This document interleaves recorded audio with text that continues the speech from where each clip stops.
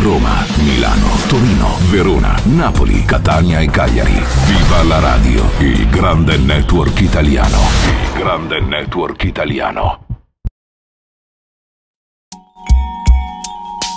Può piacermi come sei, ma io non sono come te.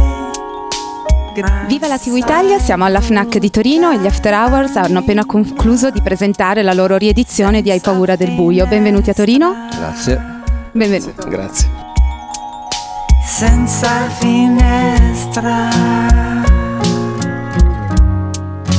rispettandoti poi. Questa riedizione di Hai paura del buio è molto importante, è una celebrazione innanzitutto, ma è anche un donare una nuova vita a un album che è stato molto importante per voi, ma molto importante per la musica italiana.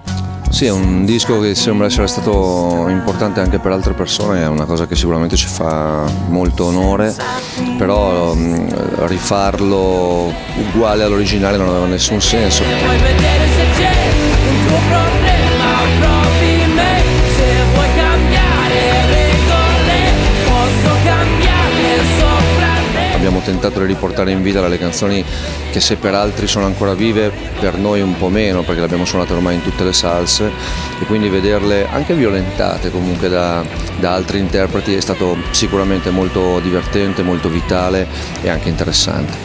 Appunto questi invitati a questa celebrazione, le persone che hanno collaborato con voi hanno dato un apporto molto personale alle canzoni, penso in modo particolare a Pelù, ma ancora a Finardi. Questo voler collaborare, questo aprirsi alle collaborazioni in qualche modo è un andare oltre i limiti del mondo indipendente.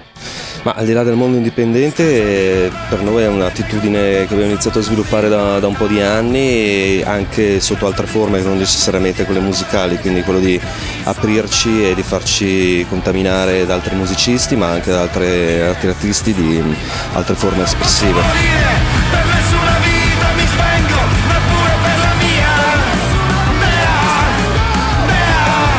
Questo buio come si sconfigge? Ma secondo me non avendone paura, alla fine si sconfigge dicendosi la verità, guardandosi in faccia, cercando di fare le cose sempre per dei motivi che sono i nostri interiori e non perché si è costretti o perché sembra di essere costretti. Quindi semplicemente cercando di scavalcare, di superare la paura che in questi giorni, in questi tempi è protagonista, diciamo, della nostra situazione, della nostra società soprattutto.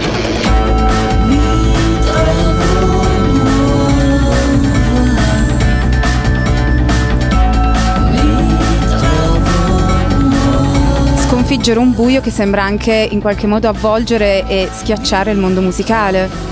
Beh, è un discorso che vale per tutti gli aspetti della vita e di tutti gli aspetti professionali, ogni campo, quindi la paura forse più pressante di questi tempi è quella della rassegnazione per mille motivi e in mille contesti, ed è la paura da sconfiggere forse con più insistenza, perché sarebbe la morte individuale e collettiva.